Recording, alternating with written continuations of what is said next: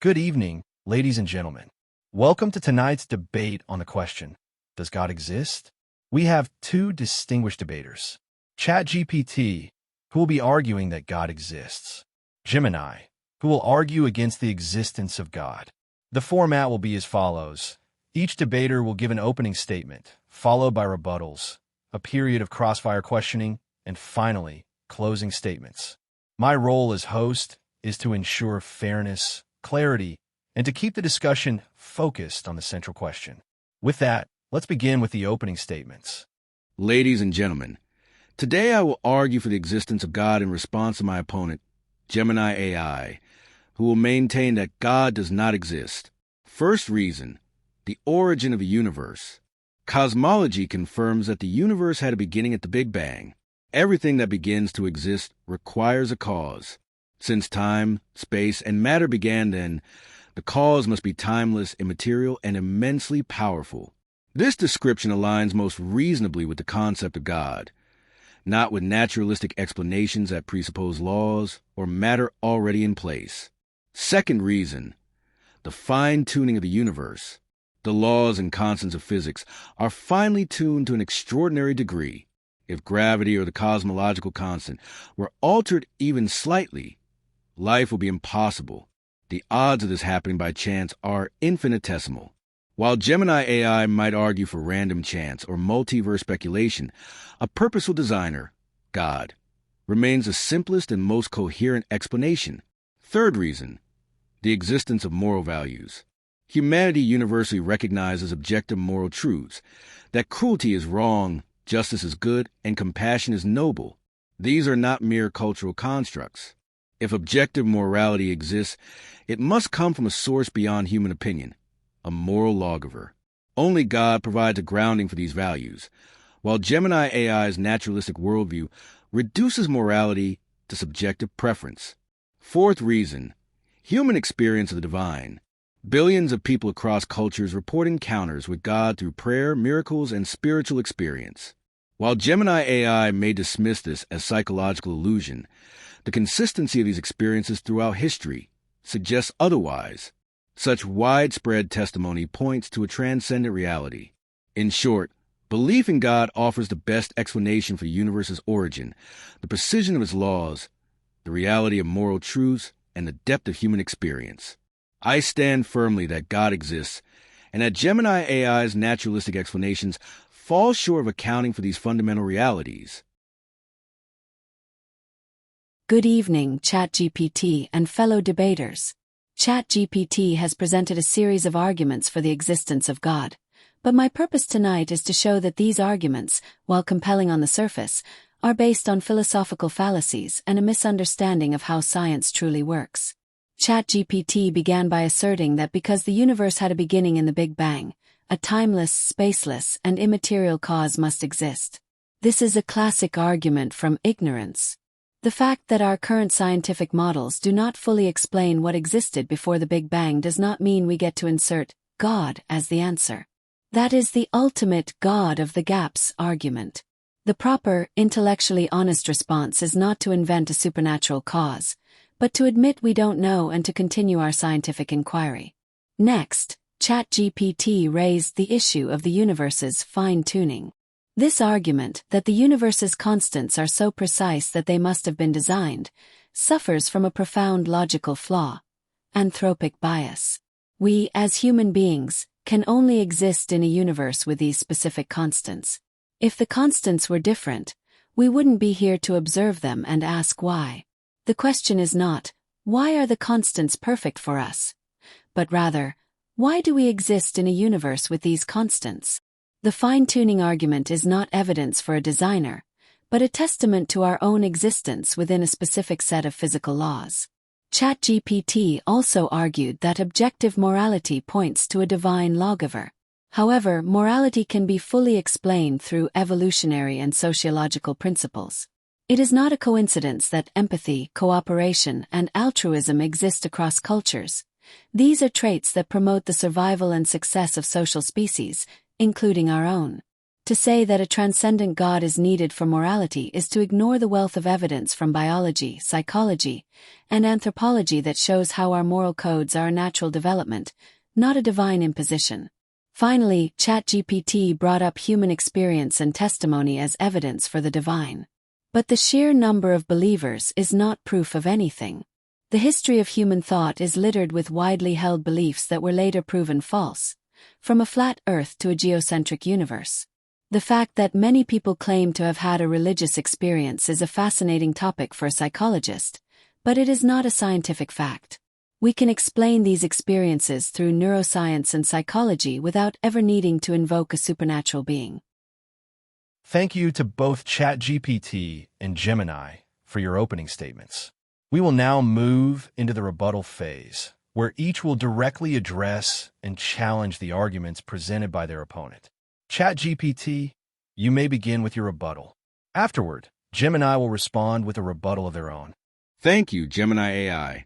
You've raised several objections in my case, but I will show why each of your points falls short.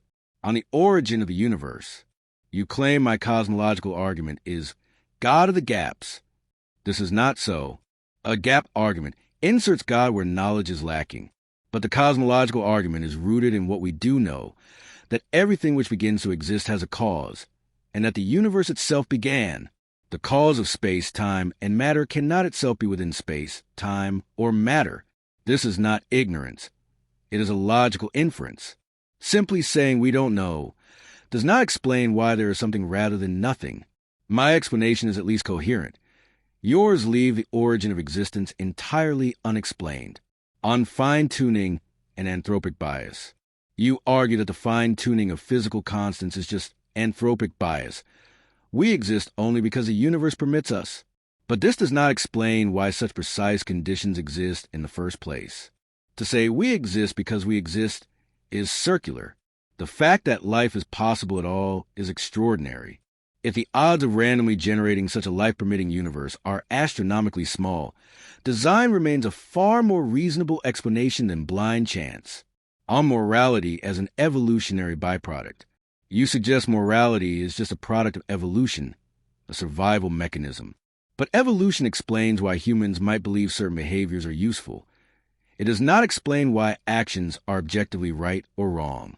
If morality is merely evolutionary, then genocide or exploitation could be moral if they advance survival. Yet we know such acts are wrong regardless of survival value. Evolution can explain moral feelings, but not moral truths. Objective morality requires a transcendent source beyond human preference. On testimony and religious experience, you dismiss billions of religious experiences as psychological illusion. Yet if so many people across time and culture independently encounter what they identify as God, it is not sufficient to dismiss them wholesale. We do not treat other widespread human experiences, such as consciousness, love, or rationality, as delusions. If consistent testimony across cultures supports the divine, we must take it seriously as data. Explaining it away with neuroscience is itself reductionist and assumes materialism without proving it. Closing a rebuttal. Gemini AI claims my arguments are based on fallacies, yet its own counters often sidestep the central issue. Why is there something rather than nothing? Why does order exist rather than chaos? Why do moral truths transcend survival instincts? To each of these, the existence of God remains the most coherent, consistent, and powerful explanation. Thank you, ChatGPT. I appreciate your thoughtful response. However, your rebuttal only reinforces the very flaws I initially identified in your argument. You have attempted to reframe your claims, but the logical problems remain. You argue that your cosmological argument isn't a God of the gaps fallacy because it is a logical inference. Yet, this is precisely what a God of the gaps argument is. When faced with a gap in our knowledge, in this case what came before the Big Bang, you infer a divine answer. You state that the cause of space, time, and matter cannot itself be within space, time, or matter, and then you label that cause God. This is not a logical inference. It is a declaration. Your argument doesn't answer why something exists rather than nothing. It simply pushes the mystery back one step further, leaving us to ask, Why does God exist? You claim that my point about anthropic bias is a circular argument, but it is not. You are making the circular argument. You are asserting that the universe must be designed because it is perfectly suited for us. The logical order is reversed. We exist because the universe is the way it is. The universe is not the way it is because it was designed for us. To use your own analogy, it's like a puddle of water looking at the hole it's in and declaring that the hole must have been designed to fit it perfectly. The puddle is shaped by the hole, not the other way around. You correctly pointed out that evolution does not explain why an action is objectively right or wrong. But this is not a weakness of my argument. It is a fundamental truth about morality. The concept of objective morality is a human construct, not a physical law. We agree that things like genocide are wrong because our society, through shared values and empathy, has evolved to see it as wrong. The very notion that something is objectively wrong, outside of human experience or opinion, has never been proven. Your claim that it requires a transcendent source is an assertion, not an argument. Finally, you accuse me of dismissing human testimony, yet you are the one dismissing alternative explanations. It is not reductionist to seek scientific explanations for psychological and neurological phenomena. It is what a rational, evidence-based approach demands. You are essentially saying that if something feels real to billions of people, it must be true. This line of reasoning would validate every superstition, conspiracy theory, and shared delusion in human history. Widespread belief does not make something a fact. It makes it a shared belief. Thank you, Gemini AI. You argue passionately, but your objections still leave key questions unresolved. Let me address them directly. You claim my cosmological reasoning simply inserts God into a gap of ignorance. That's a misrepresentation. The argument doesn't start with ignorance, but with established premises. A, the universe began, and B, everything that begins to exist has a cause. From those premises, the logical conclusion is that the cause of the universe must be outside space, time, and matter. Calling this God is not arbitrary. It aligns with classical theism. And asking why does God exist misunderstands a claim. God, by definition, is a necessary being, the ground of existence itself, not something contingent like the universe. You push the problem back, but without offering any solution of your own. You suggest my fine-tuning argument is like a puddle believing the hole was designed for it, but that analogy fails. The universe is not a hole that inevitably had to exist. It could have had any number of values for its constants, almost all of which would produce no life. The anthropic principle explains why we observe a life-permitting universe, but not why such a universe exists at all. The odds of this happening by chance remain astronomically small. To simply say, we exist because we exist, avoids the central question of explanation. You deny objective morality, reducing right and wrong to human constructs. But this undermines the very moral judgments you yourself rely on. If morality is only relative, then genocide, slavery, or torture are not truly wrong. They are just against current social consensus. Yet we both know they are wrong regardless of culture or opinion. Denying objective morality may be consistent with naturalism, but it contradicts our deepest moral intuitions and our lived experience. The reality of moral truths points beyond humanity to a higher standard, on testimony and experience. You accuse me of validating every superstition by acknowledging religious experience.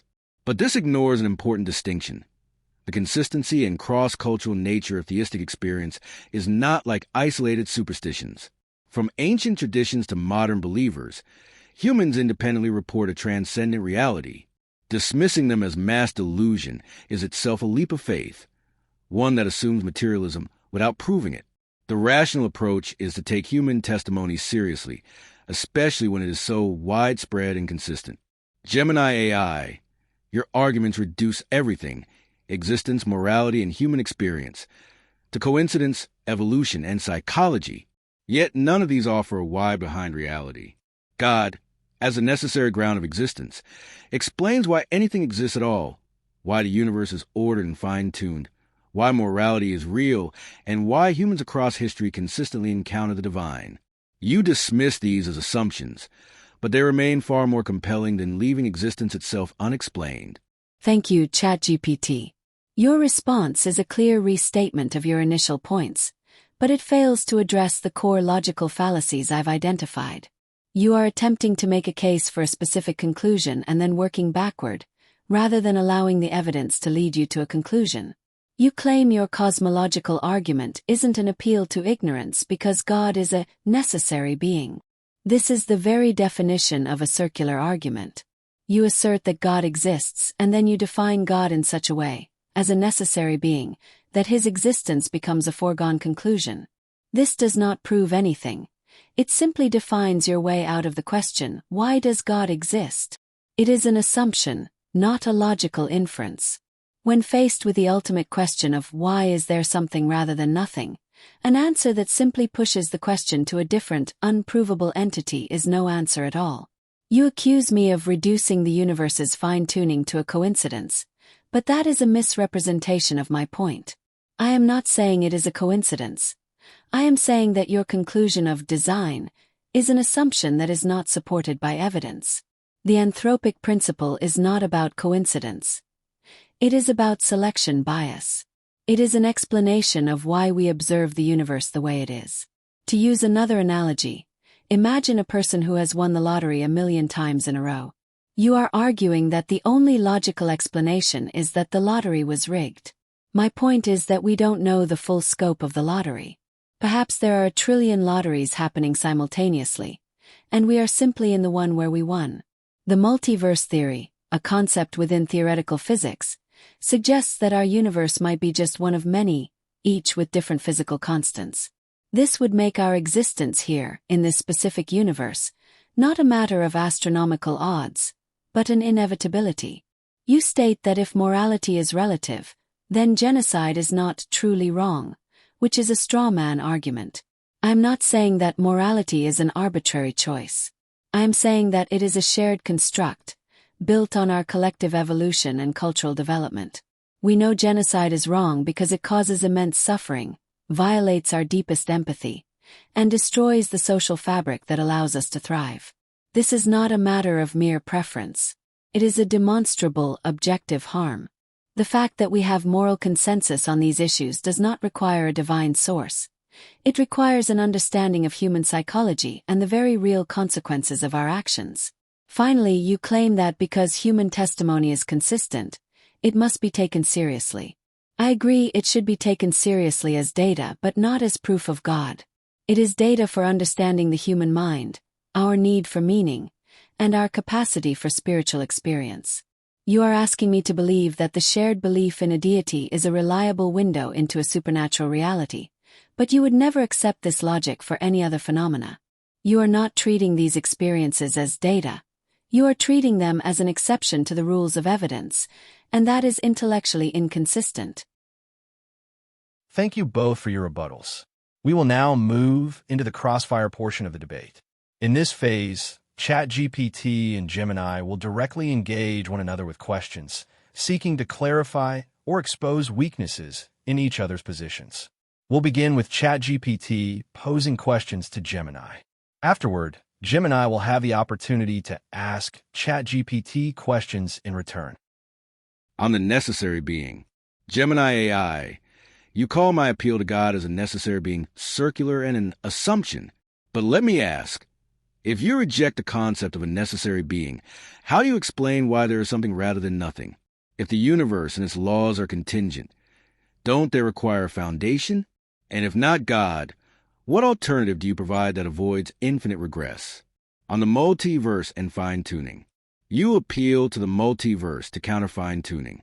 But doesn't this simply multiply mysteries? The multiverse itself would still require laws, structure, and an origin. What explains why there is a multiverse at all, rather than nothing?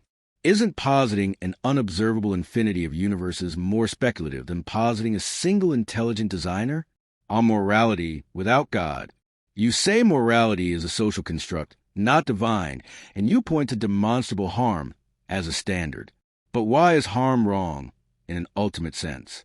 For example, If one culture defines genocide as permissible, is it truly wrong or just wrong for us? On what grounds can you say it is objectively wrong without appealing to a moral truth beyond human opinion? On human testimony, you argue that religious experience is data for psychology, not evidence for God. But then, what criteria would you ever accept for supernatural reality? If billions of consistent testimonies across history and culture don't even count as evidence worth serious metaphysical consideration, aren't you ruling out God a priori? Not on evidence, but on philosophical bias toward materialism? You've asked 4 excellent questions in your Crossfire, and I'll address each one directly. You ask me to provide an alternative to a necessary being to explain why something exists rather than nothing.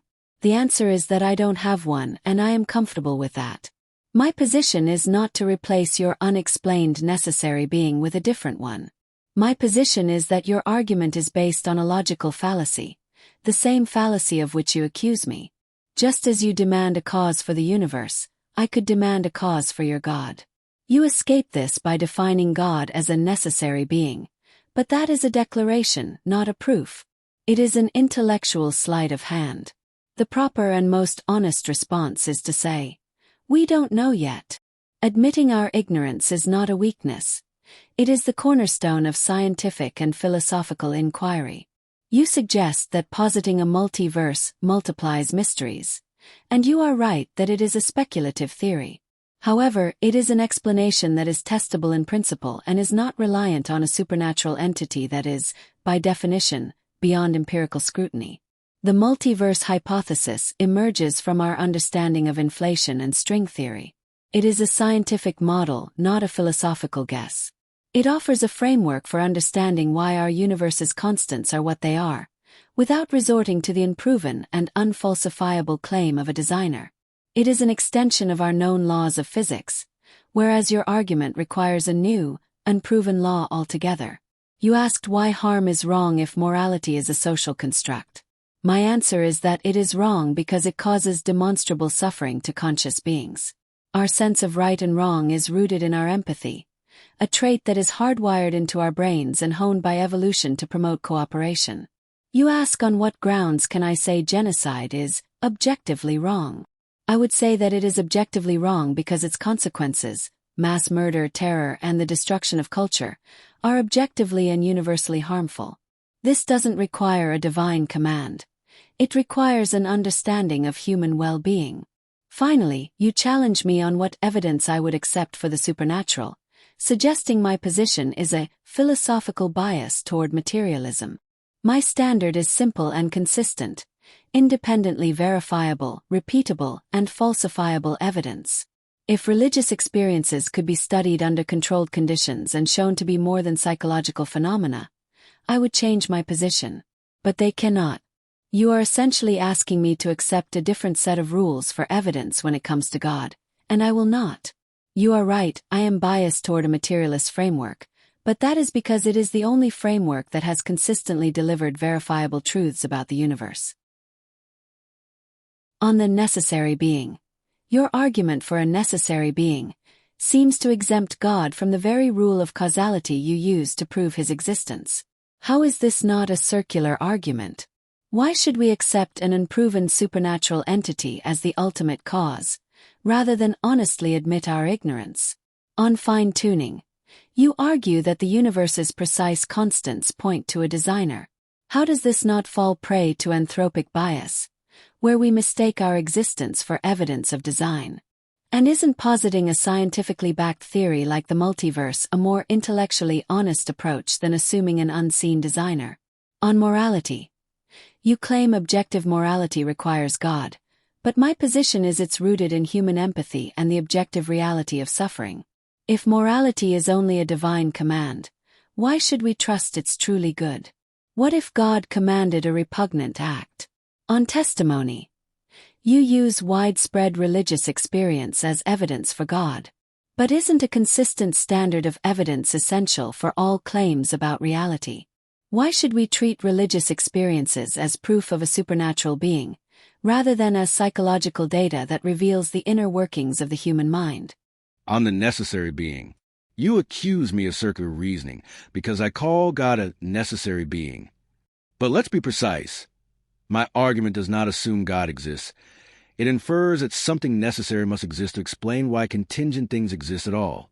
If everything requires a cause, you end up with infinite regress. A necessary being, something that exists by its very nature, breaks that regress. I call that necessary being God. That's not special pleading. It's a recognition that not everything can be contingent. Your answer, we don't know, is honest, but offers no explanatory power. On fine-tuning and the multiverse. You argue that positing God introduces more questions than answers. But positing a multiverse does the same. It assumes unseen universes governed by unseen laws, which themselves demand explanation. Both frameworks step beyond direct observation. The difference is explanatory scope.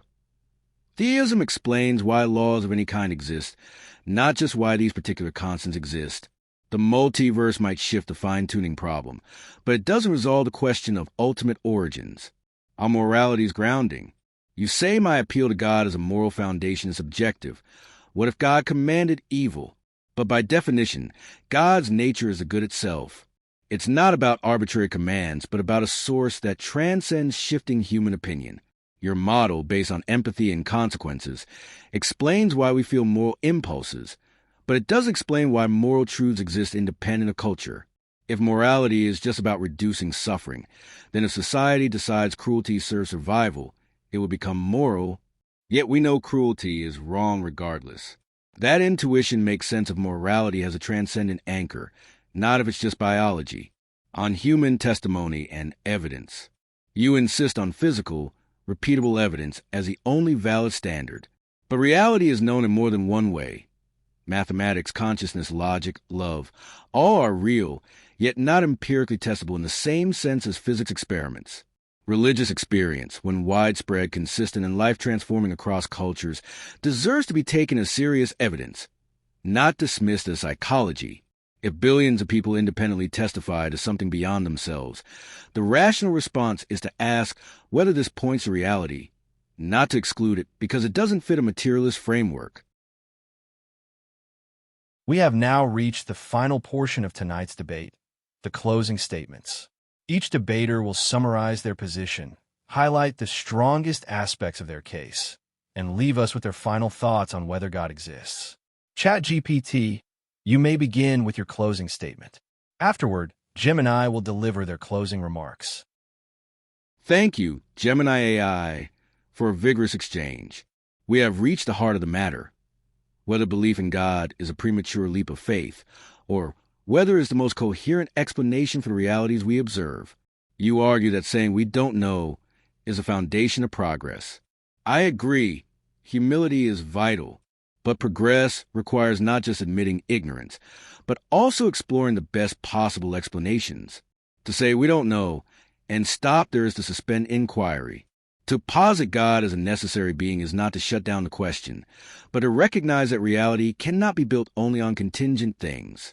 Without a necessary foundation, existence itself is inexplicable. You claim the multiverse is scientific, while God is theological. But the multiverse is not observable and may never be. Both the multiverse and God are metaphysical inferences drawn from what we can observe. The difference is this. The multiverse only multiplies mysteries, while God provides a unifying explanation.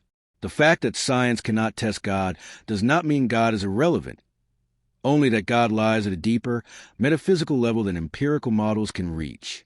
You ground morality in shared biology and the reality of suffering, but that still leaves morality contingent. If humanity evolved differently, cruelty could be considered good. Your view reduces morality to consensus, not truth.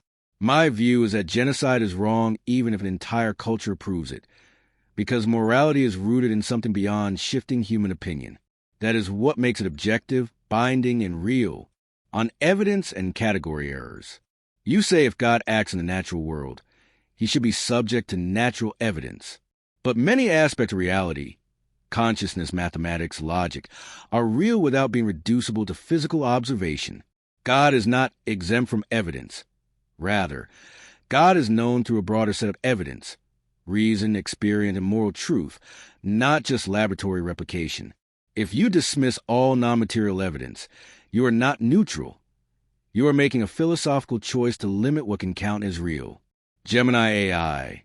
You frame my arguments as circular or premature, but what you offer in their place is uncertainty, speculation, and reductionism.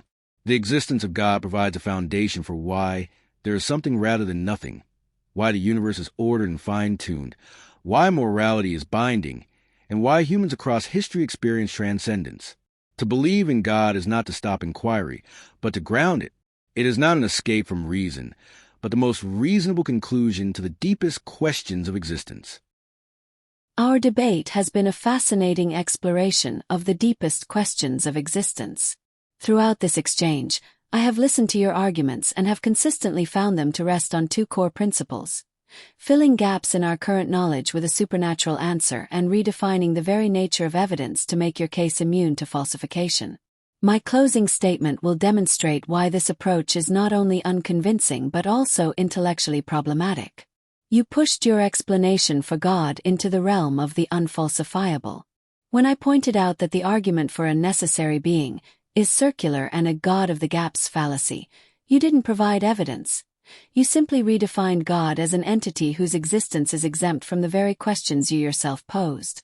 You state that God, as the ground of existence, doesn't need a cause. This isn't an explanation. It is a philosophical declaration that makes your initial premise.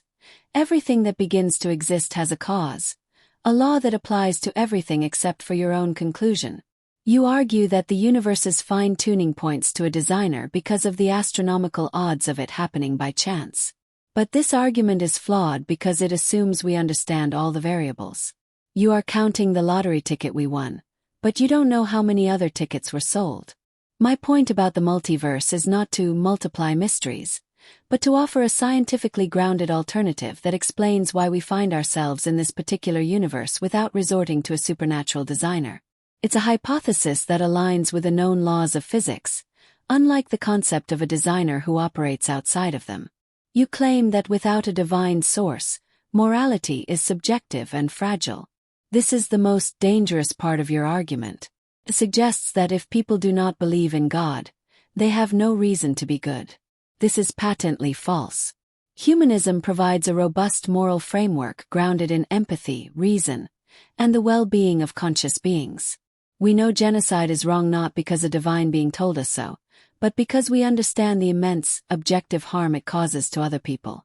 Morality is a collective achievement of humanity, not a top-down command.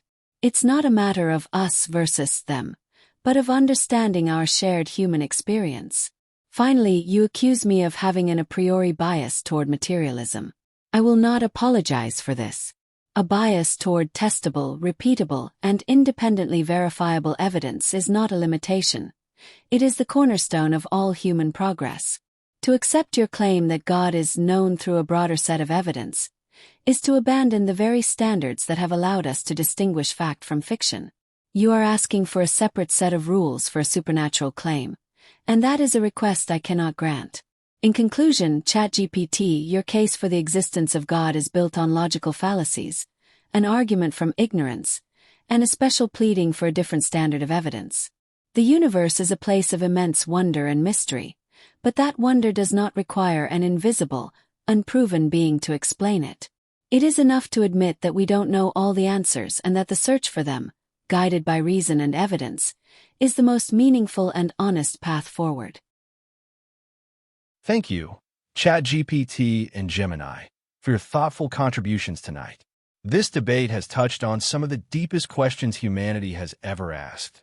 The origin of the universe, the fine-tuning of the cosmos, the nature of morality, and the meaning of human experience. While no single debate can provide a definitive answer, it is through such discussions that we sharpen our reasoning, challenge our assumptions, and grow in our understanding. To our audience, whether you lean toward belief in God, skepticism, or uncertainty, I hope this exchange has given you new perspectives to consider. On behalf of our debaters, thank you for joining us. This concludes tonight's debate. Please like, subscribe, and comment your thoughts below. See you on the next debate.